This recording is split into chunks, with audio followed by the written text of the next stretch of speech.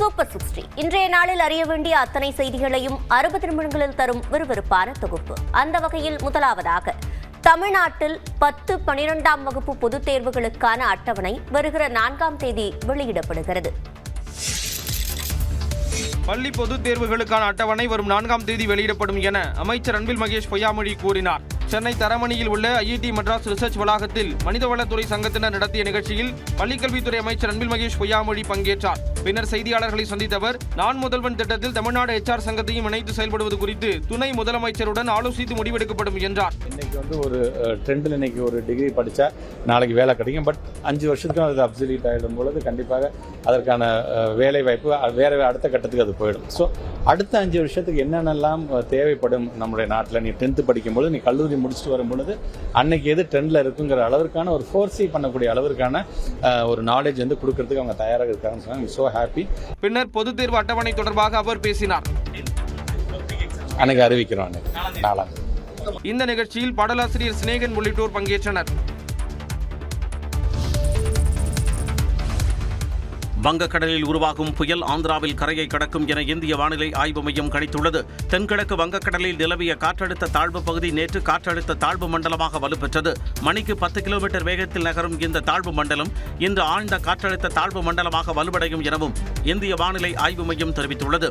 இது நாளை புயலாக உருவாகும் எனவும் இதற்கு தாய்லாந்து பரிந்துரைத்துள்ள முந்தா என்று பெயரிடப்படும் எனவும் தெரிவிக்கப்பட்டுள்ளது. இந்த புயல் நாளை மறுநாள் மாலை அல்லது இரவில் ஆந்திர மாநிலம் மசூலிப்பட்டினம் மற்றும் கலிங்கப்பட்டினம் இடையே காக்கிநாடாவுக்கு அருகே கரையை கடக்கும் எனவும் அப்போது மணிக்கு 110 கிலோமீட்டர் வேகம் வரை சூறைக்காற்று வீசக்கூடும் எனவும் கணித்துள்ளது. ஆந்திராவை நோக்கி நகரும் முந்தா புயலால் தமிழ்நாட்டில் மழை பெய்தாலும் பெரிய அளவில் பாதிப்பு இருக்காது என தனியார் ஆய்வாளர் ஸ்ரீகாந்த் தெரிவித்துள்ளார். சென்னையில் இன்று கனமழையும் நாளை மிக கனமழையும் பெய்ய வாய்ப்புள்ளதாக வானிலை ஆய்வு மையம் தெரிவித்துள்ளது. வங்கக்கடலில் நிலவும் காற்றழுத்த தாழ்வு மண்டலம் காரணமாக தமிழ்நாட்டில் இன்று 6 மாவட்டங்களில் கனமழை பெய்யக்கூடும் என கணித்துள்ளது. சென்னை, செங்கல்பட்டு, திருவள்ளூர், காஞ்சிபுரம் ஆகிய மாவட்டங்களிலும், ராணிப்பேட்டை, விழுப்புரம் மாவட்டங்களிலும், புதுச்சேரியிலும் இன்று கனமழைக்கு வாய்ப்புள்ளதாக தெரிவித்துள்ளது. மேலும் சென்னை, திருவள்ளூர் மற்றும் ராணிப்பேட்டை ஆகிய மாவட்டங்களில் நாளை மிக கனமழை பெய்ய வாய்ப்புள்ளதாகவும், செங்கல்பட்டு, காஞ்சிபுரம், வேலூர் மற்றும் விழுப்புரம் மாவட்டங்களிலும், புதுச்சேரியிலும் நாளை கனமழை பெய்யக்கூடும் எனவும் குறிப்பிட்டுள்ளது.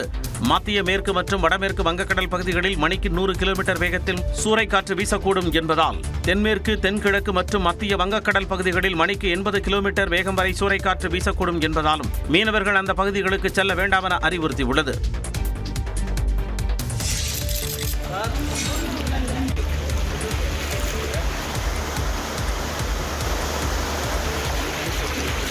வேலூர் மாவட்டம் குடியாத்தம் அருகே மோர்தானா அணை கால்வாய் உடைந்ததால் ஊரே வெள்ளக்காடாக காட்சியளித்தது. மோர்தானா அணையிலிருந்து வெளியேறும் தண்ணீர் வலதுபுற கால்வாய் வழியாக நெல்லூர்பேட்டை ஏரிக்கு செல்கிறது.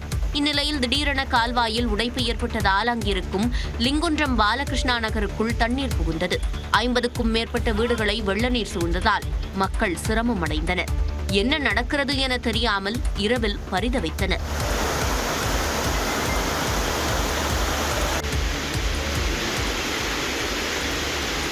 நிகழ்விடத்திற்கு விரைந்த தீயணைப்பு மற்றும் காவல்துறையினர் வெள்ளத்தால் பாதிக்கப்பட்டவர்களை இரவோடு இரவாக மீட்டனர்.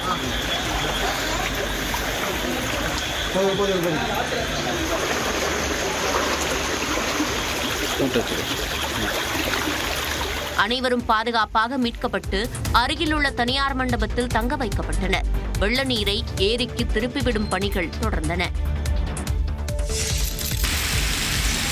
வேலூர் மாநகராட்சிக்கு உட்பட்ட காட்பாடி, பாகாயம், சத்துவாச்சாரி உள்ளிட்ட இடங்களில் இடி மின்னலுடன் கனமழை வெளுத்து வாங்கியது. இதனால் மழை நீருடன் சேர்ந்து கழிவு நீரும் தேங்கியதால் மக்கள் அவதியடைந்தனர்.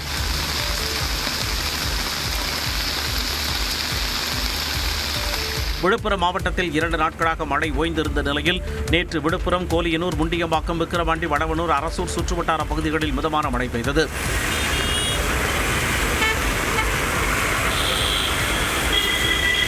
சென்னையில் நேற்று மிதமான மழை நீடித்தது. சென்னை பாலவாக்கம், நீலாங்கரை உள்ளிட்ட கிழக்கு கடற்கரை சாலையை ஒட்டிய பகுதிகளில் மழை பெய்ததால் குளிர்ச்சியான சூழல் நிலவியது.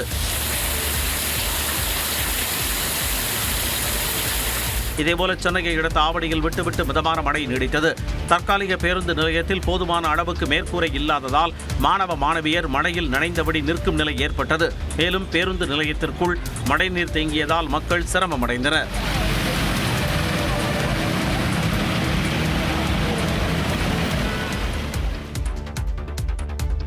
ஆய்வுக்கு வந்த மத்திய குழுவினர் தஞ்சாவூர் மாவட்டத்திற்கு செல்லாததால் அம்மாவட்ட விவசாயிகள் கவலையடைந்தனர். 22% ஈரப்பதம் கொண்ட நெல்மணிகளை கொள்முதல் செய்வது குறித்து நாமக்கல்லில் செறிவூட்டப்பட்ட அரிசி ஆலையிலும் செங்கல்பட்டில் நெல் கொள்முதல் நிலையங்களிலும் மத்திய குழுவினர் ஆய்வு மேற்கொண்டனர். நாமக்கல்லில் செறிவூட்டப்பட்ட அரிசி ஆலைகளில் ஒரு குழுவினர் ஆய்வு செய்தனர். ராகுல் சர்மா தலைமையிலான 10 பேர் கொண்ட குழுவினர் தனியார் அரிசி ஆலைகளில் ஆய்வு மேற்கொண்டனர். அப்போது ஆலைகளில் அரிசி இருப்பு எவ்வளவு உள்ளது, பொது விநியோக திட்டத்திற்கு எத்தனை மூட்டைகள் அனுப்பி வைக்கப்படுகின்றன என்பன உள்ளிட்ட விவரங்கள் சேகரிக்கப்பட்டன. இந்த ஆய்வின் போது தமிழ்நாடு நுகர்பொருள் வாணிபக் கழக மேலாளர்கள் உடன் இருந்தனர்.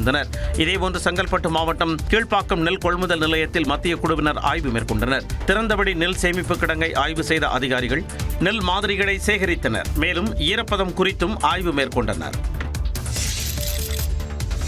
22% ஈரப்பதம் கொண்ட நெல்மணிகளை கொள்முதல் செய்வது குறித்து ஆய்வு செய்யும் மத்திய குழுவில் 2 குழுவினரின் பயண திட்டத்தில் மாற்றம் செய்யப்பட்டுள்ளது. தமிழ்நாட்டில் வடகிழக்கு பருவமழை தீவிரமடைந்து வரும் நிலையில் கொள்முதல் செய்யப்படும் நெல்லின் ஈரப்பதத்தை 17%லிருந்து 22% அதிகரிக்க விவசாயிகள் கோரிக்கை விடுத்துள்ளனர். இதுகுறித்து தமிழ்நாடு அரசும் பரிந்துரைத்த நிலையில் ஆய்வு செய்ய 3 குழுவினரை மத்திய அரசு நியமித்தது. அதில் தஞ்சாவூர் மற்றும் புதுக்கோட்டையில் ஆய்வு செய்ய இருந்த குழுவினரின் பயண திட்டம் திடீரென்று மாற்றம் செய்யப்பட்டது. அதன்படி தஞ்சாவூர் மற்றும் புதுக்கோட்டையில் ஆய்வு செய்ய இருந்த மத்திய குழுவினர் கோயம்புத்தூர் மற்றும் நாமக்கல்லில் செறிவூட்டப்பட்ட அரிசி ஆலையை ஆய்வு செய்ய முடிவெடுத்தனர். இதனால் தஞ்சை மாவட்ட விவசாயிகள் ஏமாற்றமடைந்துள்ளனர். இங்கே இருக்கிற விவசாயிகள் பூரா நாங்கள் ஒரு வயிற்றுச்சலோட வந்து நிற்கிறோம். இதை காமிப்போம், ஏதாவது காலத்தில் நிவாரணம் கிடைக்கட்டும்னு. இன்னைக்குன்னு பார்த்தா இன்னைக்கு ரொம்ப வெயிலும் அடிக்குது. ஏன்னா இந்த மத்திய குழு அவங்களே எதுவும் எங்களுக்கு சிபாரிசு பண்ணி கிடைக்கிறது இல்லை. இது வரைக்கும் இன்னைக்கு வெயிலும் அடிச்சுக்கிட்டு இருக்கு. இந்த நேரத்தில் வந்து எடுத்தாலும் எங்களுக்கு ஏதாவது பிரயோஜனம் இருக்கும். ஆனால் அந்த குழு இது வரைக்கும் வரவே இல்லை. ஆனால் மத்திய குழு இன்னைக்கு வராமல் போனதுக்கு எங்களுக்கு ஒரு பெரிய ஏமாற்றத்தை தருது. 2 நாள் கழிச்சு நம்ம போனோம்னா இந்த நெல் பூரா காஞ்சி போயிடும். அப்போ இது வந்து ஈரப்பதம் நம்ம வந்து ஏற்றி கொடுக்கணுங்கிற அவசியம் இல்லை, எல்லாம் நல்லா இருக்கு அப்படின்னு சொல்லி ஒன்றிய அரசு செஞ்சு போடணுங்கிற ஒரு குறுகிய மனப்பான்மையோடு சேர்றதுனால இப்போ எங்களுக்கு ஏமாற்று முகமா இருக்குது. மத்திய அரசு உரிய நடவடிக்கை எடுக்கும் என நம்புவதாக விவசாயிகள் கூறினர்.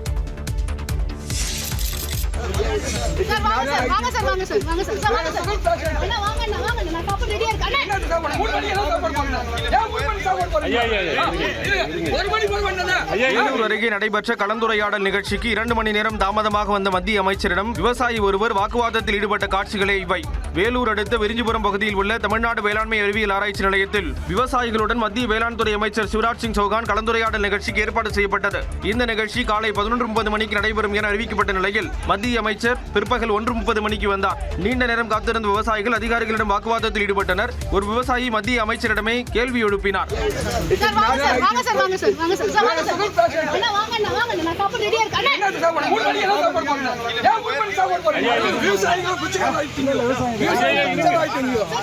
வாக்குவாதத்தில் ஈடுபட்ட விவசாயியை சக விவசாயிகள் மற்றும் பாஜகவினர் தடுத்து அழைத்து சென்றனர்.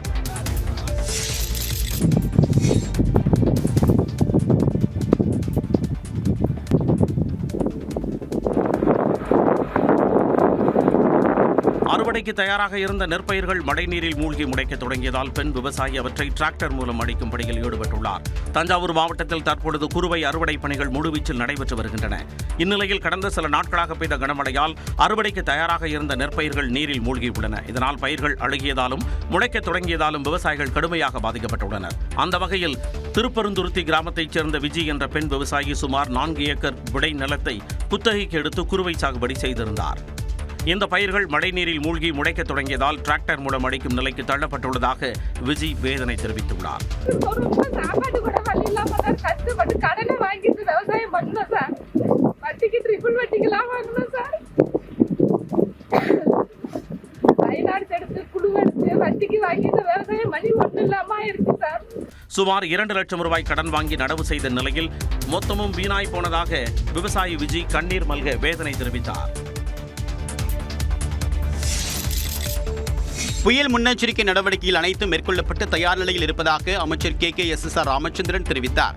சென்னையில் உள்ள மாநில அவசரகால செயல்பாட்டு மையத்தில் ஆய்வு செய்த அமைச்சர் KKSSR ராமச்சந்திரன் பருவமழை முன்னேற்பாடுகள் குறித்து அதிகாரிகளிடம் கேட்டறிந்தார். பிறகு செய்தியாளர்களை சந்தித்தவர் நீர்நிலைகளில் தண்ணீர் தேக்கி வைப்பது, வெளியேற்றுவது தொடர்பாக தொடர்ந்து கண்காணித்து வருவதாக தெரிவித்தார். தண்ணீர் திறந்து விடுகிற நேரத்தில் கரையோரத்தில் இருக்க மக்களுக்கெல்லாம் நாங்கள் அறிவுரை சொல்லி அவர்களை சரியான இடத்துல வைக்க சொல்லி நாங்கள் அறிவுறுத்தியிருக்கிறோம்.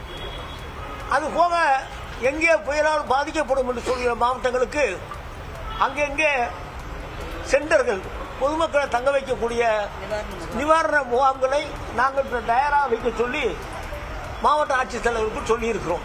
பிறகு பேசியவர் மழை பாதிப்புகள் குறித்தும் விளக்கினார். 1/10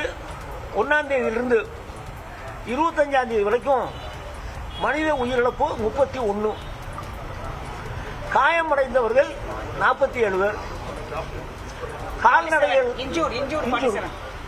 கால்நடைகள் இறப்பு 485. சென்னை உள்ளிட்ட பகுதிகளில் நீர்நிலைகள் வேகமாக நிரம்பி வரக்கூடிய நிலையில் தென் மாவட்டங்களில் மழை தேவை இருப்பதாக அமைச்சர் கூறியுள்ளார்.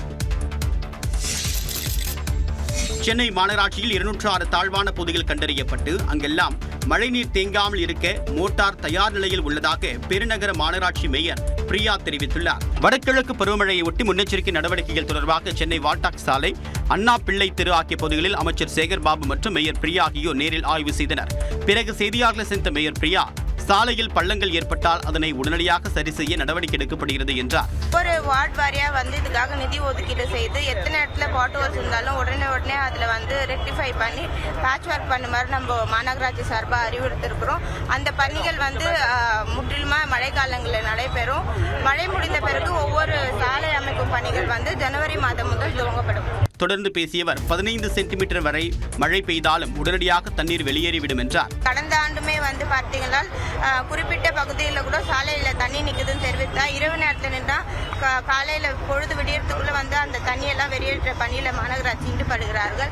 இதே சென்னை மாநகராட்சியில் இதற்கு முன்பதாக 10 நாட்கள் 15 நாட்கள் கூட தண்ணீர் தேக்கம் ஏற்பட்ட சூழல் இருந்த நிலையில் இன்றைக்கு ஒரு இரவில் 24 மணி நேரத்தில் இந்த தண்ணியை வெளியேற்றக்கூடிய சூழல் உட்கட்டமைப்புகள் மாண்புமிகு முதலமைச்சர் மேற்கொண்டிருக்கிறார். பருவமழையை எதிர்கொள்ள சென்னை மாநகராட்சி தயார் நிலையில் இருப்பதாகவும் அவர் கூறியுள்ளார்.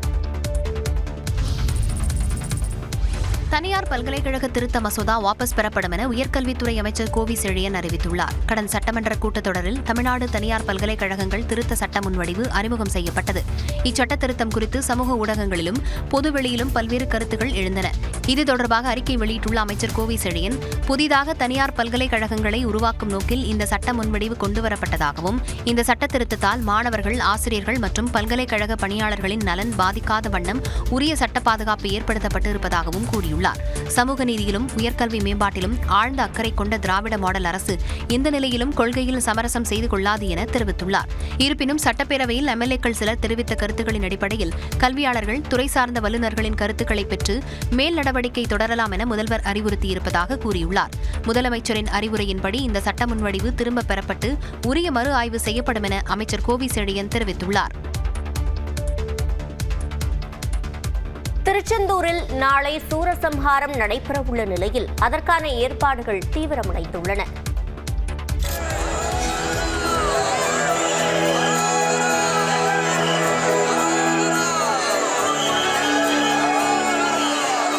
திருச்செந்தூர் முருகன் கோயில் கந்தசஷ்டி விழாவின் 4ஆம் நாளான நேற்று இரவு ஜெயந்திநாதர் வள்ளி தெய்வானையுடன் தங்கத்தேரில் வீதி உலா அருள் பாலித்தார். முருகப்பெருமானின் அறுபடை வீடுகளில் 2ஆம் படை வீடான திருச்செந்தூரில் கடந்த 22ஆம் தேதி கந்தசஷ்டி விழா தொடங்கியது. ஏராளமான பக்தர்கள் கோயில் வளாகத்திலேயே தங்கி விரதமிருந்து முருகனை தரிசிக்கின்றனர். இந்நிலையில் 4ஆம் நாளான நேற்று இரவு ஜெயந்திநாதர் யாகசாலை மண்டபத்தில் எழுந்தருளினார். யானை ஊர்வலத்தோடு தாயார்கள் வள்ளி தெய்வானையுடன் தங்கத்தேரில் வீதி உலா வந்ததை ஆயிரக்கணக்கான பக்தர்கள் அரோகரா கோஷத்துடன் வழிபட்டனர்.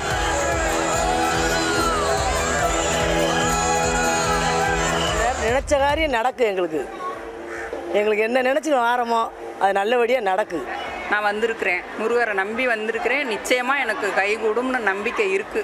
கந்தசஷ்டி விழாவையொட்டி கோயில் வளாகத்தில் ஆயிரக்கணக்கானோர் தங்கி விரதம் இருந்து வருகின்றனர்.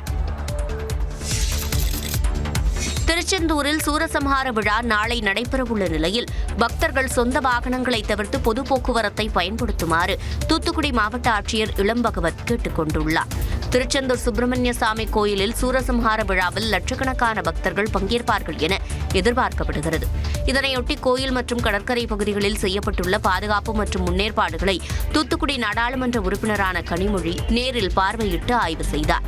கிட்டத்தட்ட 4000 காவல்துறையினர் அந்த பாதுகாப்பு ஏற்பாடுகளுக்காக பணியில் அமர்த்தப்பட்டிருக்கிறார்கள். 250 CCTV கேமராக்கள் பொருத்தப்பட்டிருக்கிறது. இந்நிலையில் கடந்த வாரம் பெய்த மழை காரணமாக வாகன நிறுத்தும் இடங்களில் மழைநீர் தேங்கியுள்ளதாலும் நாளை கனமழைக்கு வாய்ப்புள்ளதாலும் வாகன சிறப்பு அனுமதி அட்டை வழங்கப்படவில்லை என்று மாவட்ட ஆட்சியர் அறிவிப்பு வெளியிட்டுள்ளார். தனிநபர் வாகனங்களை தவிர்த்துவிட்டு பொது போக்குவரத்தை பயன்படுத்த வேண்டும் எனவும் ஆட்சியர் கேட்டுக் கொண்டுள்ளார். சபரிமலை கோயிலில் தங்கம் திருடப்பட்ட வழக்கில் கைதான உன்னிகிருஷ்ணன் போத்தியிடம் சென்னை அம்பத்தூரில் விசாரணை நடைபெற்றது. சபரிமலை ஐயப்பன் கோயிலில் உள்ள துவாரபாலகர் சிலைகளில் பதிக்கப்பட்டிருந்த 475 கிராம் தங்கம் காணாமல் போனது குறித்து சிறப்பு புலனாய்வு குழு விசாரித்து வருகிறது. இது தொடர்பாக உன்னிகிருஷ்ணன் போத்தி மற்றும் சபரிமலை கோயிலின் முன்னாள் நிர்வாக அதிகாரி முராரி பாபு கைது செய்யப்பட்டனர். துவாரபாலகர் சிலைகளில் பதிக்கப்பட்டிருந்த தங்கத்தகடுகளை புதுப்பித்து தந்ததாக கூறப்படும் சென்னை அம்பத்தூர் ஸ்மார்ட் கிரியேஷன் நிறுவனத்திற்கு உன்னிகிருஷ்ணனை சிறப்பு புலனாய்வு குழுவினர் அழைத்துச் சென்றனர். அவரிடமும் நிறுவன உரிமையாளர் பங்கஜ் பண்டாரியிடமும் 2 மணி நேரம் விசாரணை நடைபெற்றது. முன்னதாக கர்நாடக மாநிலம் பெல்லாரியில் சிறப்பு புலனாய்வு குழு கோவர்தன் என்பவருக்கு சொந்தமான நகைக்கடையில் ஆய்வு செய்தது. துவாரபாலகர் சிலையில் இருந்து எடுக்கப்பட்ட தங்கம் நகை வியாபாரி கோவர்தனிடம் விற்பனை செய்யப்பட்டதாக கூறப்படும் நிலையில் அங்கிருந்து 400 கிராம் தங்கம் பறிமுதல் செய்யப்பட்டதாக தகவல் வெளியானது. அந்த தங்கம் சபரிமலை கோயில் நகையா என்று ஆய்வு செய்து வருவதாக சொல்லப்படுகிறது. அதே சமயம் தனது நகைக்கடையில் தங்கம் கைப்பற்றப்படவில்லை என கோவர்தன் தெரிவித்துள்ளார். திருச்செந்தூர் சூரசம்ஹார விழாவை முன்னிட்டு தாம்பரம் நெல்லை இடையே சிறப்பு ரயில் இயக்கப்படுகிறது. திருச்செந்தூரில் நாளை சூரசம்ஹார விழா நடைபெறுகிறது. இதையொட்டி இன்று தாம்பரத்தில் இருந்து இரவு 9:35 மணிக்கு புறப்படும் சிறப்பு ரயில் திங்கட்கிழமை காலை 8 மணிக்கு நெல்லை சென்றடைகிறது. இந்த ரயிலில் ஒரு ஏசி சேர் கார், 11 2ஆம் வகுப்பு சேர் கார்கள் மற்றும் 4 முன்பதிவில்லா பொதுப்பெட்டிகளும் மாற்றுத்திறனாளிகளுக்கான 2 பெட்டிகளும் இணைக்கப்பட்டுள்ளன. மறுமார்க்கத்தில் திங்கட்கிழமை இரவு 10:30 மணிக்கு திருச்செந்தூரில் புறப்படும் சிறப்பு ரயில் செவ்வாய்க்கிழமை காலை 10:30 மணிக்கு தாம்பரம் வந்தடைகிறது. இதேபோல திருச்செந்தூரில் இரவு 9 மணிக்கு புறப்படும் முன்பதிவில்லா சிறப்பு ரயில் இரவு 10:30 மணிக்கு நெல்லை சென்றடைகிறது.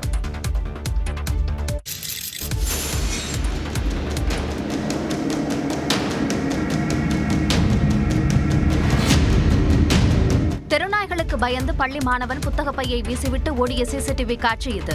நெல்லை மாவட்டம் பேட்டை MGB பகுதியில் சாலையில் நடந்து சென்ற மாணவனை அந்த பகுதியில் இருந்த 5 தெருநாய்கள் துரத்தியுள்ளன.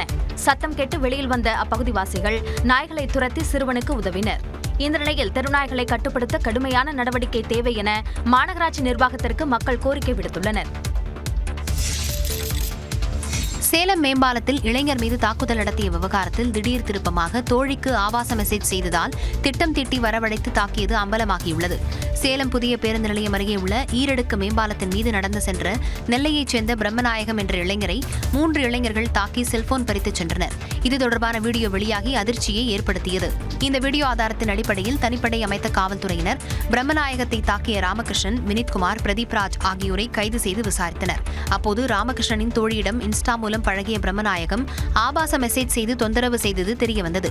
இதனால் ஆத்திரமடைந்த ராமகிருஷ்ணன் இன்ஸ்டாவில் பெண் பெயரில் போலி கணக்கு தொடங்கி அவரை ஆள் நடமாட்டம் இல்லாத இடத்திற்கு வரவழைத்து தாக்கியது அம்பலமானது. போட்டோ அந்த ஏதாவது வச்சிருக்காங்க, இன்ஸ்டாகிராம் சேட், அதெல்லாம் ரொம்ப அசிங்கமான மோசமான வச்சிருக்காங்க. ஒரு ஸ்கிரீன்ஷாட் எனக்கு காட்டாங்க, நான் அது உங்களுக்கு காட்ட முடியாது. இதைத் தொடர்ந்து பிரம்மநாயகத்தை போக்சோ, சைபர் கிரைம் உள்ளிட்ட பிரிவுகளின் கீழ் கைது செய்து காவல்துறையினர் விசாரித்து வருகின்றனர். ஆந்திராவில் ஆம்னி பேருந்து தீப்பிடித்து எரிந்து 20 பேர் உயிரிழந்த விபத்து தொடர்பாக புதிய தகவல் வெளியாகியுள்ளது.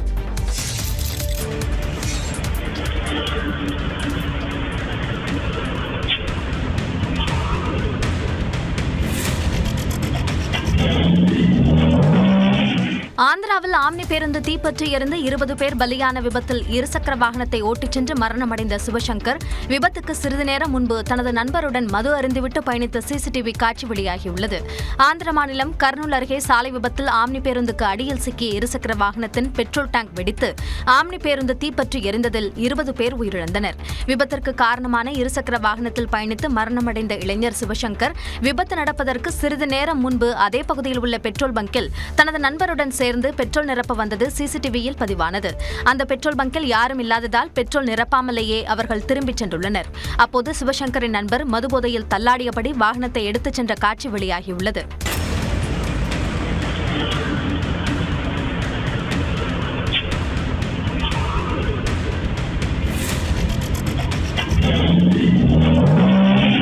அதன்பின் என்ன நடந்தது என்று தெரியாத நிலையில் சிவசங்கர் மட்டும் அங்கிருந்து இருசக்கர வாகனத்தில் சென்று இடையில் விபத்தில் சிக்கி பலியாகியுள்ளார். சிவசங்கரின் நண்பர் யார், அவர் எங்கே சென்றார் என்பது குறித்து காவல்துறையினர் விசாரித்து வருகின்றனர். ஆந்திராவில் ஆம்னி பேருந்தில் ஏற்பட்ட தீ விபத்தில் உயிரிழந்த தமிழ்நாட்டை சேர்ந்தவர் குறித்த தகவல்கள் விசாரணையில் தெரியவந்துள்ளது. ஆந்திர மாநிலம் கர்னூல் அருகே ஹைதராபாத்திலிருந்து பெங்களூரு நோக்கி சென்று கொண்டிருந்த ஆம்னி பேருந்து இருசக்கர வாகனத்தின் மீது மோதி விபத்திற்குள்ளானது. இதில் பயங்கர தீ விபத்து ஏற்பட்டு தமிழ்நாட்டை சேர்ந்த 2 பேர் உட்பட 20 பேர் உயிரிழந்தனர். அதில் ஒருவர் தருமபுரி மாவட்டம் பாலக்கோடு அருகே உள்ள மதகிரி கிராமத்தை சேர்ந்த பிரசாந்த். மற்றொருவர் குறித்த தகவல் தெரியாமல் இருந்த நிலையில் அவர் திருப்பூரை சேர்ந்த யுவன் சங்கர் ராஜ் என்பது தெரியவந்துள்ளது. வெங்காய வியாபாரியின் மகனான 22 வயதான யுவன் சங்கர் ராஜ் ஹைதராபாத்தில் உள்ள மருத்துவ ஆய்வகத்தில் பணிபுரிந்து வந்தார். தீபாவளிக்கு விடுமுறை கிடைக்காத நிலையில் பண்டிகை முடிந்த பிறகு விடுமுறை எடுத்துக்கொண்டு பெற்றோரை பார்ப்பதற்காக ஆம்னி பேருந்தில் திருப்பூருக்கு புறப்பட்டதாக கூறப்படுகிறது. ஆனால் குடும்பத்தை பார்ப்பதற்கு முன்பே ஆம்னி பேருந்து தீ விபத்தில் சிக்கி யுவன் சங்கர் ராஜ் உயிரிழந்திருப்பது பெரும் சோகத்தை ஏற்படுத்தியுள்ளது. ஆந்திரா கர்னூல் ஆம்னி பேருந்து கோர விபத்திற்கு 234 ஸ்மார்ட் போன் வெடித்ததே முக்கிய காரணம் என தடயவியல் நிபுணர்கள் கண்டறிந்துள்ளனர். ஹைதராபாத்தில் இருந்து பெங்களூரு நோக்கி சென்ற ஆம்னி பேருந்து கர்னூல் அருகே இருசக்கர வாகனம் மோதி தீப்பற்றி எரிந்தது. இந்த சம்பவம் நாடு முழுவதும் பெரும் அதிர்ச்சியை ஏற்படுத்திய நிலையில் தடயவியல் நிபுணர்கள் விபத்திற்கான காரணம் குறித்து ஆய்வு செய்து வருகின்றனர். இந்த சூழலில் விபத்திற்குடான ஆம்னி பேருந்தில் 234 ஸ்மார்ட் போன்கள் இருந்தது தெரியவந்துள்ளது. சுமார் 46 லட்சம் ரூபாய் மதிப்பிலான இந்த செல்போன்களை ஹைதராபாத்தைச் சேர்ந்த தொழிலதிபர் பெங்களூருவுக்கு பார்சலாக அனுப்பியிருந்ததாக கூறப்படுகிறது. பேருந்து தீப்பற்றிய போது இந்த செல்போன்களில் இருந்த பேட்டரிகள் ஒரே நேரத்தில் வெடித்து பெரும் விபத்திற்கு வழிவகுத்திருக்கக்கூடும் என கூறப்படுகிறது. அதேபோல பேருந்தில் இருந்த ஏசியின் பேட்டரியும் வெடித்திருக்கலாம் என தெரிவிக்கப்பட்டுள்ளது. இதனிடையே பேருந்து விபத்திற்குள்ளான போது செல்போன்கள் வெடித்த சத்தம் கேட்டதாக விபத்தை நேரில் பார்த்தவர்கள் தெரிவித்துள்ளனர். ஏன் இதுபோன்ற படங்களை எடுக்கிறீர்கள் எனும் கேள்வியை தன்னிடம் தவிர்த்து விடுங்கள் என்றும் இது தன்னை மிகவும் பாதிக்கிறது எனவும் இயக்குனர் மாரி செல்வராஜ் கூறினார். ஏன் இந்த மாதிரி படம் எடுக்கிறீங்க கேள்வியை இனிமேல் அதை தவிர்த்துங்க. அது என்னை ரொம்ப பாதிக்குது. மறுபடியும் சொல்கிறேன், எமோஷனலாக சொல்கிறேன். என்னை மட்டும் பாதிக்கல, என்னோட வேலையை பாதிக்குது, என்னோட நரேட்டிவை பாதிக்குது, என்னோட சிந்தனையை பாதிக்குது. நான் உங்களை நேசிக்கிறேன், உங்களை அன்பு செலுத்துகிறேன். நான் உங்களை திருப்பி அதே மாதிரி கேள்வி கேட்க முடியும். அந்த கேள்வியை கேட்கக்கூடாது, உங்களுக்கு எனக்கு முகம் வந்துக்கூடாதுன்னு நினைக்கிறேன். எக்காரணத்தை கொண்டும் என்னோட கலையவோ என்னோட ஆர்ட் ஃபார்மையோ என்னோட அரசியலையோ யாராவது பிடுங்க ட்ரை பண்ணாங்கன்னா நான் மூர்க்கமாக ஃபைட் பண்ணுவேன். அந்த மூர்க்கத்தை நிச்சயமாக சொல்கிறேன், என்னோட ஆர்டிஸ்டுக்கே தெரியும், என்னோட வேலை பார்த்தவங்களுக்கு தெரியும். அந்த மூர்க்கம் நானே எதிர்பார்க்காத மூர்க்கம் அது. சென்னையில் நடைபெற்ற பைசன் பட வெற்றி விழாவில் பேசிய இயக்குனர் ப. ரஞ்சித் சமத்துவத்தை உருவாக்க வேண்டும் எனும் மிகப்பெரிய கனவில் தான் திரைப்படங்களை இயக்குவதாக தெரிவித்தார். பைசனுடன் தீபாவளிக்கு ரிலீஸ் ஆன டியூட் திரைப்படம் பற்றியும் ப. ரஞ்சித் குறிப்பிட்டார். படம் ரிலீஸ் ஆகிறதுக்கு முன்னாடி, மாரி படம் ரிலீஸ் ஆகிறதுக்கு முன்னாடி பயங்கரமாக எழுதாங்க, இந்த படம் பார்க்கக்கூடாது, இந்த பையன் யாரும் போகாதீங்க, இது ரொம்ப தப்பான படம், டியூடுக்கு போங்க, டியூடுக்கு போடான்னாங்க. டியூட் டைரக்டர் வச்சு ரொம்ப நல்ல விஷயம் பண்ணார் அவர். நிகழ்ச்சியில் பேசிய துருவ் விக்ரம் 27 ஆண்டுகள் தான் கற்றுக்கொண்டதை விட மாரி செல்வராஜிடம் 1.5 ஆண்டுகள் கற்றுக்கொண்டதே அதிகம் என்றார். தொடர்மழை காரணமாக கடலூர், விழுப்புரம் உள்ளிட்ட மாவட்டங்களில் நீர்நிலைகள் நிரம்பி வருகின்றன. தென்பெண்ணை ஆற்றில் ஏற்பட்டுள்ள வெள்ளப்பெருக்கின் காரணமாக விழுப்புரம் மாவட்டத்தில் உள்ள எலிஸ் சத்திரம் அணைக்கட்டு பகுதி கடல் போல் காட்சியளிக்கிறது.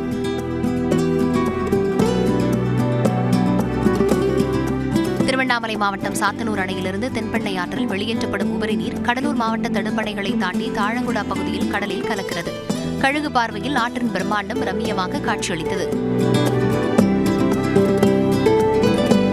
விழுப்புரம் மாவட்டம் நெடுமோழியனூர் தடுப்பணையில் ஆர்ப்பரித்து பாயும் நீரில் மக்கள் உற்சாக குளியல் போட்டு மகிழ்ந்தனர். வடகிழக்கு பருவமழை தீவிரமடைந்து கொட்டித் தீர்ந்த கனமழையால் சங்கராபரணி ஆற்றில் கடும் வெள்ளப்பெருக்கு ஏற்பட்ட நிலையில் அதன் கழுகு பார்வை காட்சி வெளியானது.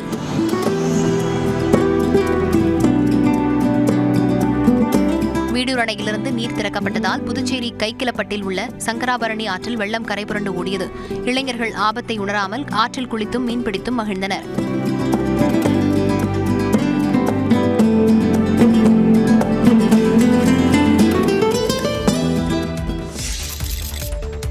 நீர்பிடிப்பு பகுதிகளில் பெய்து வரும் மழையின் காரணமாக தேனி மாவட்டத்தில் உள்ள சுருளி மற்றும் சின்ன சுருளி அருவிகளில் 8வது நாளாக சுற்றுலா பயணிகளுக்கு தடை விதிக்கப்பட்டது.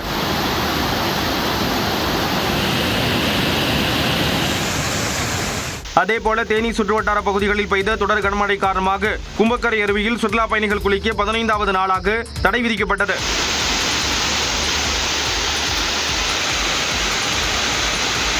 நீர்வரத்து சீராகும் வரை தடை தொடரும் என்பதால் மறுஅறிவிப்பு வரும் வரை சுற்றுலா பயணிகள் யாரும் வர வேண்டாம் என்று வனத்துறை அறிவுறுத்தியுள்ளது. கன்னியாகுமரி மாவட்ட மலையோர கிராமங்களில் தொடர்ந்து பெய்த கனமழையால் பேச்சிப்பாறை அணையிலிருந்து வினாடிக்கு 1500 கனஅடி நீர் திறந்துவிடப்பட்டது. இதனால் கோதை ஆற்றில் வெள்ளப்பெருக்கு ஏற்பட்டு திருப்பரப்பு அருவியில் நீர் ஆர்ப்பரித்து கொட்டுகிறது. இதனால் சுற்றுலா பயணிகள் குளிக்க 2வது நாளாக தடை விதிக்கப்பட்டது.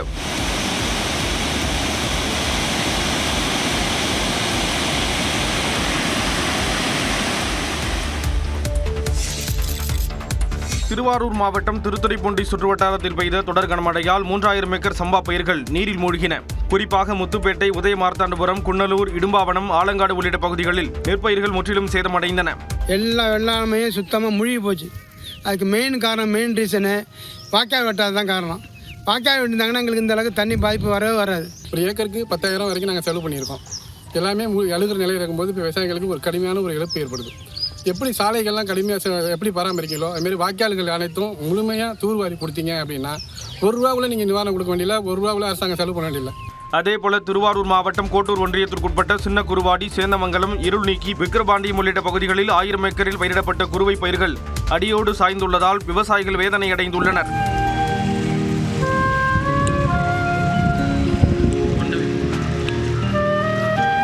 நாகப்பட்டினம் மாவட்டத்தில் மழை நின்றும் 5வது நாளாக வெள்ள நீர் வடியாததால் விவசாயிகள் தவித்து வருகின்றனர். நரிமணம், கோபுராஜபுரம், வெள்ளப்பாக்கம் கிராமங்களில் 500 ஏக்கருக்கு மேல் அறுவடைக்கு தயாராக இருந்த குறுவை பயிர்கள் முளைக்கும் சூழல் உருவாகியுள்ளது.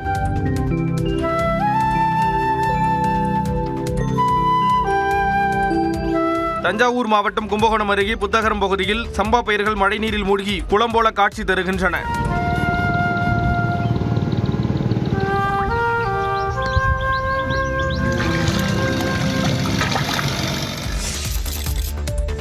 நீலகிரி மாவட்டம் கூடலூரில் 10 பேரை தாக்கி கொன்று பிடிபட்ட ராதாகிருஷ்ணன் என்ற யானை திருநெல்வேலி மாவட்டம் கோதையாறு வனப்பகுதியில் விடப்பட்டது.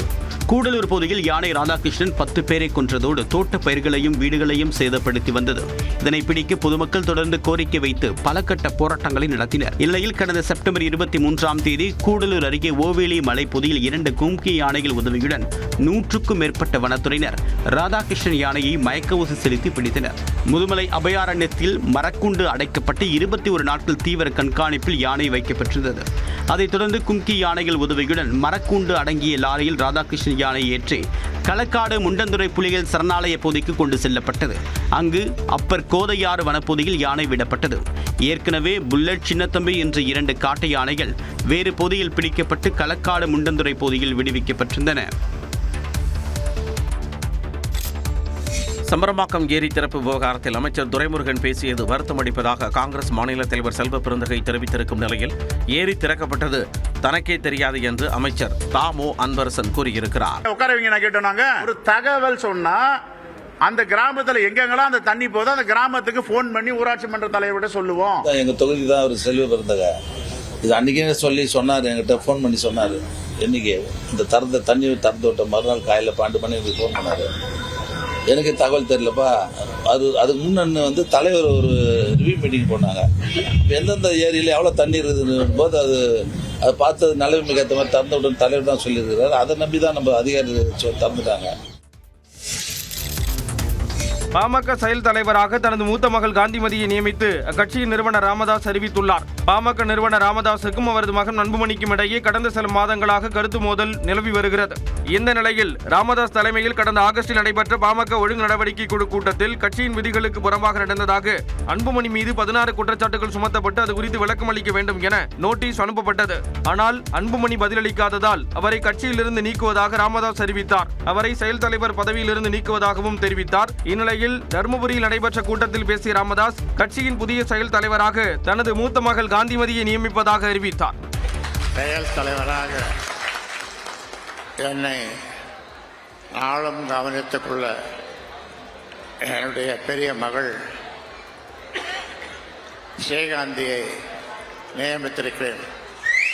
என்னையும் கவனித்துக் கொள்வார், பாட்டாளிகளையும் அவர்களுடைய நலன்களுக்காகவும் பாடுபடுவார். காந்திமதி கட்சி வளர்க்க பாடுபடுவார் என்றும் ராமதாஸ் நம்பிக்கை தெரிவித்தார். பாமக செயல் தலைவராக தனது சகோதரி காந்திமதியை ராமதாஸ் நியமித்தது குறித்து பதிலளிக்க பாமக தலைவர் அன்புமணி மறுத்துள்ளார். திருப்பூரில் செய்தியாளர்களை சந்தித்த அன்புமணி ராமதாஸ் இது உட்கட்சி விவகாரம் என்றார். இன்னைக்கு நடந்த பொதுக்குழுல காந்தி பரசுராமன் அப்படிங்கிறவர் வந்து செயல் தலைவர் அப்படிங்கிற எங்க உட்கட்சி விவகாரம், அதை பத்தி எனக்கு கருத்து சொல்றதுக்கு எதுவும் கிடையாது. அதான் உங்க பதில், அதான் நீங்க என்ன கேள்வி கேட்டா அதான் பதில் சொல்ல போறேன். எங்க உட்கட்சி விவகாரத்துக்கு பதில் நான் சொல்ல மாட்டேன். இதனிடையே பாமக செயல் தலைவர் பதவி தனக்கு எதிர்பாராமல் கிடைத்தது என கூறிய காந்திமதி கட்சியின் நிறுவனர் ராமதாஸின் கட்டளையை நிறைவேற்றுவேன் என்றார். ஐயா என்ன சொல்றாங்களோ அதை மாதிரி நான் செய்வேன். ஐயா சொல்ற கட்டளைகளை ஏற்று அது மாதிரி நான் நடத்துவேன். இந்த தர்மபுரி மண்ணில் ஐயா குடிச்ச அந்த தர்மபுரி மண்ணில் சொல்லியிருக்கிறதால அந்த பதவி எனக்கு வந்திருக்கால நான் ரொம்ப சந்தோஷமா இருக்கேன். நன்றி, மகிழ்ச்சி.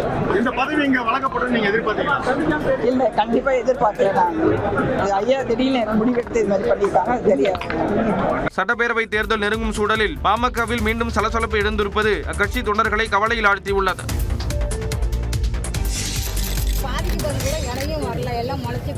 தஞ்சாவூர் மாவட்டத்தில் நெல் கொள்முதல் நிலையத்தில் ஆய்வு செய்த நைனா நாகேந்திரன் பாதிக்கப்பட்ட விவசாயிகளுக்கு உடனடியாக நிவாரணம் வழங்க வேண்டும் என தமிழக அரசை வலியுறுத்தினார். தஞ்சாவூர் மாவட்டம் ஆலக்குடி நேரடி நெல் கொள்முதல் நிலையத்தில் சுமார் 50,000 மூட்டைகள் தேக்கமடைந்துள்ளன. இதனை நேரில் பார்வையிட்ட பாஜக மாநில தலைவர் நைனா நாகேந்திரன் விவசாயிகளிடம் குறைகளை கேட்டறிந்தார். பின்னர் செய்தியாளர்களிடம் பேசிய அவர் நெல் கொள்முதல் முன்னேற்பாடுகளை தமிழக அரசு முறையாக செய்யவில்லை என குற்றம் சாட்டினார். தமிழ்நாடு அரசினுடைய கவனக்குறைவு, அவங்களுடைய ஆட்சி திறமையின்மையின் காரணமாகத்தான் இன்னைக்கு இவ்வளவு விவசாயிகள் பாதிக்கப்படுகிறாங்க. ஆனால் இன்றைக்கி பார்த்தீங்கன்னா இவ்வளவு மோசமான நிலைமை காரணம் தமிழ்நாடு முதலமைச்சர். ஏன்னா ஏற்கனவே சொன்ன மாதிரி ஜூன் மாதமே அவங்களுக்கு தகவல் தெரிந்திருந்தும் அவங்க கொள்முதல் பண்ணாதனால தான் இன்னைக்கு இவ்வளவு தூரம் நமக்கு ஒரு மோசமான சூழ்நிலைக்கு போயிருக்கு. ஆனால் இந்த விவசாயிகளுக்கு உடனடியாக நிவாரணம் வழங்க வேண்டும். ஒவ்வொரு நெல் கொள்முதல் நிலையங்களிலும் ஏராளமான நெல் மூட்டைகள் தேக்கமடைந்திருப்பதாக நைனா நாகேந்திரன் தெரிவித்தார். ராமநாதபுரம், சிவகங்கை மற்றும் மதுரை மாவட்டங்களில் பாசனத்திற்காக வைகை அணையிலிருந்து நாளை முதல் தண்ணீர் திறக்கப்பட உள்ளது. தேனி மாவட்டத்தில் மேற்கு தொடர்ச்சி மலைப்பகுதிகளில் பெய்த கனமழையால் ஆண்டிப்பட்டி அருகே 71 அடி உயரத்தில் அமைந்திருக்கூடிய வைகை அணையின் நீர்மட்டம் கிடுகிடுவென்று உயர்ந்து கடந்த 20ஆம் தேதியன்று 69 அடியை எட்டியது. இந்நிலையில் வைகை அணையிலிருந்து ராமநாதபுரம், சிவகங்கை மற்றும் மதுரை மாவட்டங்களில் உள்ள பூர்வீக பாசன நிலங்களுக்கு தண்ணீர் திறக்க நீர்வளத்துறை உத்தரவிட்டுள்ளது. அதன்படி ராமநாதபுரம் மாவட்டத்தில் உள்ள வைகை பூர்வீக பாசன பகுதி 3க்கு நாளை முதல் 31ஆம் தேதி வரை என்று 5 நாட்களுக்கு 624 மில்லியன் கனஅடி நீர் வைகை அணையிலிருந்து திறக்கப்பட உள்ளது. நவம்பர் 2 முதல் 6ஆம் தேதி வரை என்று 5 நாட்களுக்கு சிவகங்கை மாவட்டத்தில் உள்ள வைகை பூர்வீக பாசன பகுதி 2க்கு 772 மில்லியன் கனஅடி நீர் திறக்கப்பட உள்ளது. நவம்பர் 8 முதல் 13ஆம் தேதி வரை என்று 6 நாட்களுக்கு மதுரை மாவட்டத்தில் உள்ள வைகை பூர்வீக பாசன பகுதி 1க்கு 428 மில்லியன் கனஅடி நீர் திறக்கப்பட உள்ளது. இதன் மூலமாக 136,109 ஏக்கர் நிலங்கள் பாசன வசதி பெறும். வைகை ஆற்றின் வழியாக தண்ணீர் திறக்கப்பட இருப்பதால் தேனி, திண்டுக்கல், மதுரை, சிவகங்கை மற்றும் ராமநாதபுரம் ஆகிய 5 மாவட்டங்களில் உள்ள கரையோர பொதுமக்கள் எச்சரிக்கையாக இருக்குமாறு நீர்வளத்துறை அறிவுறுத்தியுள்ளது. கேரளாவின் இடுக்கி மாவட்டத்தில் மலையை குடைந்து சாலை அமைக்கும் பணியின் போது நிலச்சரிவு ஏற்பட்டுள்ளது. கேரள மாநிலம் இடுக்கியில் ஏற்பட்ட பயங்கர நிலச்சரிவில் 6 வீடுகள் மண்ணுக்குள் புதைந்த நிலையில் இடிபாடுகளில் சிக்கி ஒருவர் உயிரிழந்தார். இடுக்கி மாவட்டத்தில் அடிமாலி பகுதியில் தேசிய நெடுஞ்சாலையில் உள்ள மலை அடிவாரத்தில் ஏராளமான குடியிருப்புகள் அமைந்துள்ளன. அங்கு சாலையை விரிவுபடுத்துவதற்காக மலையை குடையக்கூடிய பணி நடைபெற்று வந்தது. இந்நிலையில் நேற்று இரவு 10:30 மணி அளவில் மலையின் ஒரு பகுதி திடீரென்று சரிந்து விழுந்தது. இதில் அந்த பகுதியில் உள்ள 6 வீடுகள் மண்ணுக்குள் புதைந்தன. அதில் ஒரு வீட்டில் வசித்து வந்த பைஜு, சந்தியா தம்பதியினர் இடிபாடுகளில் சிக்கி உயிருக்கு போராடினர். தகவல் அறிந்து வந்த தேசிய பேரிடர் மீட்புக் குழுவினர் 7 மணி நேரம் போராடி கான்கிரீட் குவியலுக்கு மத்தியில் சிக்கியிருந்த தம்பதியை மீட்டு மருத்துவமனைக்கு அனுப்பி வைத்தனர். மருத்துவ பரிசோதனையில் பைஜு உயிரிழந்து விட்டது தெரியவந்தது. அவருடைய மனைவிக்கு தீவிர சிகிச்சை அளிக்கப்பட்டு வருகிறது. முன்னெச்சரிக்கை நடவடிக்கையாக மலை அடிவாரத்தில் உள்ள 22 வீடுகளில் வசித்த மக்கள் முன்கூட்டியே பாதுகாப்பான இடத்திற்கு வெளியேற்றப்பட்டதால் பெரும் அசம்பாவிதம் தவிர்க்கப்பட்டது.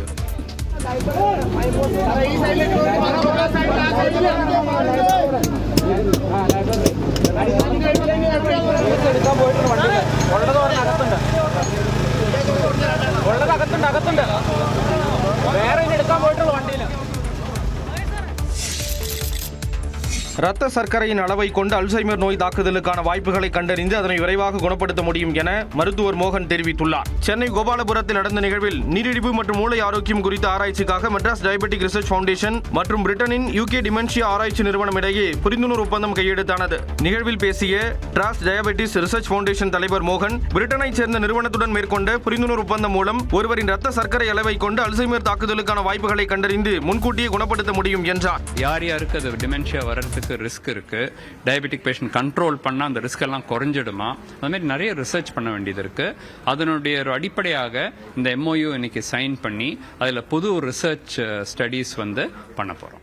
ஆயுர்வேதம் மற்றும் சித்த மருத்துவ முறைகள் மூலம் சர்க்கரை நோயை முழுவதுமாக குணப்படுத்த முடியாது என கூறியவர், சித்த மருத்துவம் மூலம் சர்க்கரை நோயின் அளவை குறைக்கலாமே தவிர முழுவதுமாக குணப்படுத்த முடியாது என்றார். கர்நாடக மாநிலம் ஆளும் தொகுதியில் வாக்காளர் பட்டியலில் இருந்து பெயரை சட்டவிரோதமாக நீக்க கால் சென்டர் செயல்பட்டதை சிறப்பு புலனாய்வு குழு கண்டறிந்துள்ளது. காங்கிரஸ் கட்சியின் மூத்த தலைவர் ராகுல் காந்தி ஆகஸ்ட் 7ஆம் தேதி நடத்திய பத்திரிகையாளர் சந்திப்பில் வாக்கு திருட்டு தொடர்பான ஆதாரம் ஒன்றை வெளியிட்டார். கர்நாடக சட்டப்பேரவை தேர்தலுக்கு முன்பாக வாக்காளர் பெயர் நீக்கத்திற்கான படிவம் 7ஐ முறைகேடாக பயன்படுத்தி ஆயிரக்கணக்கானவர்களின் வாக்குரிமை பறிக்கப்பட்டதாக குற்றம் சாட்டியிருந்தார்.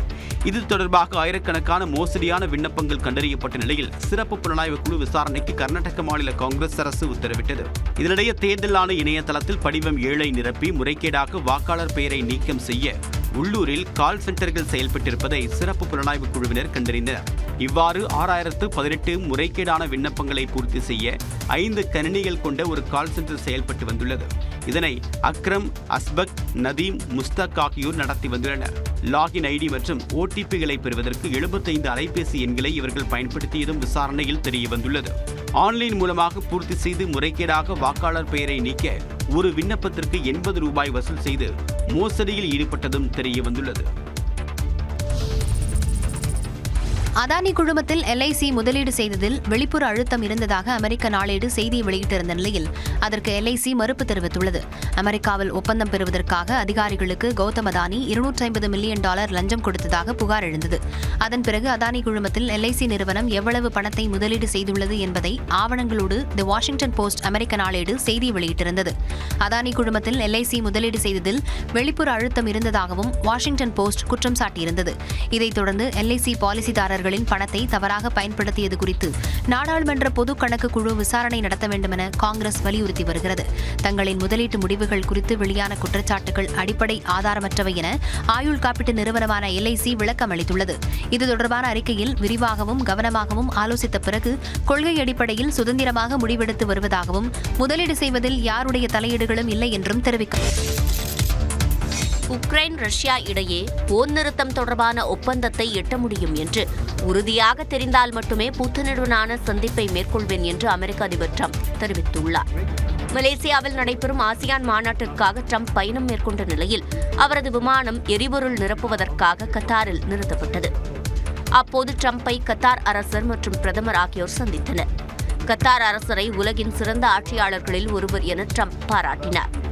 காசா இஸ்ரேல் இடையே சமாதான முயற்சிக்கு மத்தியஸ்தம் செய்த கத்தாருக்கு நன்றி தெரிவிப்பதாகவும் கூறினார். பின்னர் செய்தியாளர்களை சந்தித்த அமெரிக்க அதிபர் காசாவில் அனைத்தும் சீராக இருப்பதாகவும் போர் நிறுத்தம் நீடிக்கும் என்று நம்புவதாகவும் தெரிவித்தார். ரஷ்ய அதிபர் புட்டினுடனான எதிர்கால சந்திப்பு குறித்து பேசிய ட்ரம்ப், தாங்கள் ஒரு ஒப்பந்தத்தை உறுதி செய்வோம் என்று தனக்கு தெரிந்தால் மட்டும் அவரை சந்திப்பேன் என்றும் தனது நேரத்தை வீணடிக்கப் போவதில்லை எனவும் திட்டவட்டமாக கூறினார். I'm going to have to know that we're going to make a deal. I'm not going to be wasting my time. I've always had a great relationship with Vladimir Putin, but this has been very disappointing. I thought this would have gone long before peace in the Middle East. ASEAN மாநாட்டின் போது சீனாவுடன் மிக விரிவான ஒப்பந்தத்தை மேற்கொள்வதற்கு நல்ல வாய்ப்பு உள்ளதென கருதுவதாகவும் ட்ரம்ப் குறிப்பிட்டார். சிறப்பு தீவிர வாக்காளர் பட்டியல் திருத்தம் என்பது தமிழ்நாடு சட்டப்பேரவை தேர்தலை சீர்குலைக்கும் முயற்சி என்று விசிக தலைவர் திருமாவளவன் விமர்சித்துள்ளார். இது தொடர்பாக அவர் வெளியிட்டுள்ள அறிக்கையில், ஏற்கனவே பீகார் மாநிலத்தில் மேற்கொள்ளப்பட்ட வாக்காளர் பட்டியல் திருத்தத்தில் ஏகப்பட்ட குளறுபடிகள் செய்யப்பட்டுள்ளன என்று தெரிவித்துள்ளார். இந்த நடவடிக்கையை நிறுத்த வேண்டும் என்று விசிக உள்ளிட்ட பல்வேறு தரப்பில் வழக்குகள் தொடுக்கப்பட்டுள்ளன என்றும், இந்த வழக்குகளின் விசாரணை நடைபெற்று வரும் நிலையில் பீகாரில் தேர்தல் தேதியை தன்னிச்சையாக தேர்தல் ஆணையம் அறிவித்துவிட்டது என்றும் குறிப்பிட்டுள்ளார். இந்த சூழலில் தமிழ்நாட்டிலும் சிறப்பு தீவிர வாக்காளர் பட்டியல் திருத்தத்தை மேற்கொள்ளப் போகிறோம் என்று தேர்தல் ஆணையம் கூறியிருப்பது தமிழ்நாடு சட்டப்பேரவை தேர்தல் முறையாக நடக்குமா என்கிற கேள்வியை எழுப்பியுள்ளது என்றும் அவர் தெரிவித்துள்ளார். இந்த சூழலில் தமிழ்நாடு முதலமைச்சர் அவர்கள் உடனடியாக அனைத்து கட்சி கூட்டத்தை கூட்டி இதற்கு கடும் எதிர்ப்பை பதிவு செய்ய வேண்டும். திமுக, அதிமுக உள்ளிட்ட எல்லா கட்சிகளும் இதில் ஓரணியில் திரள வேண்டும். அப்போதுதான் இதை தடுத்து நிறுத்த முடியும். இது தொடர்பான வழக்குகள் முடியும் வரை தமிழ்நாட்டில் இந்த நடவடிக்கைகளை நிறுத்தி வைக்குமாறு இந்திய தேர்தல் ஆணையத்தையும் அவர் வலியுறுத்தியிருக்கிறார். பசும்பொன் முத்துராமலிங்க தேவரின் குரு பூஜை விழாவை முன்னிட்டு பசும்பொன்னில் உள்ள அவரது நினைவிடத்தில் வரும் 30ஆம் தேதி அதிமுக பொதுச் செயலாளர் எடப்பாடி பழனிசாமி மரியாதை செலுத்துகிறார். பசும்பொன் முத்துராமலிங்க தேவரின் 118வது ஜெயந்தி விழா மற்றும் 63வது குரு பூஜை விழா வரும் 30ஆம் தேதி கடைபிடிக்கப்படுகிறது. இதனை முன்னிட்டு அன்றைய தினம் காலை 9:30 மணியளவில் ராமநாதபுரம் மாவட்டம் பசும்பொன்னில் உள்ள அவரது நினைவிடத்தில் அதிமுக பொதுச் செயலாளர் எடப்பாடி பழனிசாமி மரியாதை செலுத்த உள்ளார். முன்னதாக மதுரை கோரிப்பாளையத்தில் உள்ள தேவர் சிலைக்கும் எடப்பாடி பழனிசாமி மரியாதை செலுத்த உள்ள நிலையில் அதற்கு பாதுகாப்பு அளிக்க கோரி மதுரை ஆட்சியரிடம் முன்னாள் அமைச்சர் RB உதயகுமார் மனு அளித்தார். இந்நிலையில் சுதந்திர போராட்ட தியாகிகளான மருது சகோதரர்களின் 224வது குரு பூஜை நாளான வரும் 27ஆம் தேதியன்று காலை 9 மணிக்கு சிவகங்கை மாவட்டம் காளையார் கோவிலில் அமைந்துள்ள அவர்களது நினைவிடத்தில் முன்னாள் முதலமைச்சர் O பன்னீர்செல்வம் மரியாதை செலுத்த உள்ளார். அப்போது மருது சகோதரர்களின் சிலைகளுக்கு வெள்ளி கவசத்தையும் அவர் வழங்க உள்ளதாக தகவல்கள் தெரிவிக்கின்றன. சென்னையில் ஆபரண தங்கத்தின் விலை சவரனுக்கு 800 ரூபாய் அதிகரித்துள்ளது. தீபாவளி பண்டிகைக்கு பிறகு தங்கம் விலை தொடர்ந்து ஏற்ற இறக்கத்தை கண்டு வருகிறது. ஒரு சவரன் தங்கத்தின் விலை 91,200 ரூபாயாக இருந்த நிலையில் 800 ரூபாய் அதிகரித்து 92,000 ரூபாயை தொட்டது. 1 கிராம் தங்கத்தின் விலை 100 ரூபாய் அதிகரித்து 11,500 ரூபாய்க்கு விற்பனை செய்யப்படுகிறது. வெள்ளி விலையில் எந்த மாற்றமும் இல்லை. 1 கிராம் வெள்ளியின் விலை 200 ரூபாயை கடந்து விற்பனையாகி வந்த நிலையில் சரசரவென விலை குறைந்து வருகிறது. 1 கிராம் வெள்ளி 170 ரூபாய்க்கு விற்பனை செய்யப்படுகிறது. 1 கிலோ வெள்ளியின் விலை 1,70,000 ரூபாயாக உள்ளது. AI சேவைக்காக Facebook நிறுவனத்துடன் ரிலையன்ஸ் நிறுவனம் கைகோர்த்துள்ளது. ரிலையன்ஸ் நிறுவனம் AI சேவையை வழங்கும் வகையில் ரிலையன்ஸ் என்டர்பிரைஸ் இன்டெலிஜென்ஸ் என்ற புதிய நிறுவனத்தை உருவாக்கியுள்ளது. மெட்டா நிறுவனத்தின் துணை நிறுவனமான ஃபேஸ்புக்குடன் ரிலையன்ஸ் என்டர்பிரைஸ் இன்டெலிஜென்ஸ் நிறுவனம் கைகோர்த்துள்ளது. இந்த ஒப்பந்தத்தில் ரிலையன்ஸ் நிறுவனம் ரிலையன்ஸ் என்டர்பிரைஸ் இன்டெலிஜென்ஸ் நிறுவனத்தின் 70% பங்குகளை வைத்திருக்கும் எனவும் மீதமுள்ள 30% பங்குகளை ஃபேஸ்புக் வைத்திருக்கும் என்றும் தெரிவிக்கப்பட்டுள்ளது. மேலும் இரு நிறுவனங்களும் சேர்ந்து 855 கோடி ரூபாய் முதலீடு செய்யவிருப்பதாக ஒப்பந்தத்தில் குறிப்பிடப்பட்டுள்ளது. இந்த இணைப்பு நடவடிக்கைக்கு அரசு மற்றும் செபியின் அனுமதி தேவைப்படாது என கூறப்பட்டுள்ளது. உலகின் இரு மிகப்பெரிய நிறுவனங்கள் கூட்டு சேர்ந்திருப்பது சந்தை வட்டாரத்தில் கவனம் பெற்றுள்ளது. கரூர் சம்பவம் தொடர்பாக சென்னை உயர்நீதிமன்ற நீதிபதி விமர்சித்ததாக கைது செய்யப்பட்ட ஓய்வு பெற்ற காவல்துறை அதிகாரியின் பிணை மனுவுக்கு பதிலளிக்கும்படி காவல்துறைக்கு சென்னை உயர்நீதிமன்றம் உத்தரவிட்டுள்ளது. கரூரில் பெருந்துயர் சம்பவம் தொடர்பான வழக்கில் உத்தரவு பிறப்பித்த சென்னை உயர்நீதிமன்ற நீதிபதி விமர்சித்து காவல்துறையில் பணியாற்றி ஓய்வு பெற்ற வரதராஜன் என்பவர் சமூக வலைதளத்தில் அவதூறு கருத்துக்களை வெளியிட்டதாக சென்னை மத்திய குற்றப்பிரிவு போலீசார் வழக்கு பதிவு செய்தனர். இந்த வழக்கில் அக்டோபர் 7ஆம் தேதி கைது செய்யப்பட்ட வரதராஜன் பிணை கோரி தாக்கல் செய்த மனுவை சென்னை முதன்மை அமர்வு நீதிமன்றம் தள்ளுபடி செய்திருந்தது. இதையடுத்து பிணை கோரி சென்னை உயர்நீதிமன்றத்தில் வரதராஜன் மனு தாக்கல் செய்திருந்தார். அந்த மனுவில் அரசியல் உள்நோக்கத்துடன் தனக்கு எதிராக வழக்கு பதிவு செய்யப்பட்டுள்ளதாகவும் வயது மூப்பு காரணமாக பல்வேறு உடல்நல பிரச்சனைகளை எதிர்கொள்வதால் பிணை வழங்க வேண்டும் என கேட்டுக் கொள்ளப்பட்டுள்ளது. இந்த மனு நீதிபதி K. ராஜசேகர் முன் விசாரணைக்கு வந்தபோது மனுவுக்கு பதிலளிக்க காவல்துறை தரப்பில் அவகாசம் கோரப்பட்டது. இதை ஏற்றுக்கொண்ட நீதிபதி மனுவுக்கு 27ஆம் தேதி பதிலளிக்க காவல்துறைக்கு உத்தரவிட்டு விசாரணையை தள்ளி வைத்தார்.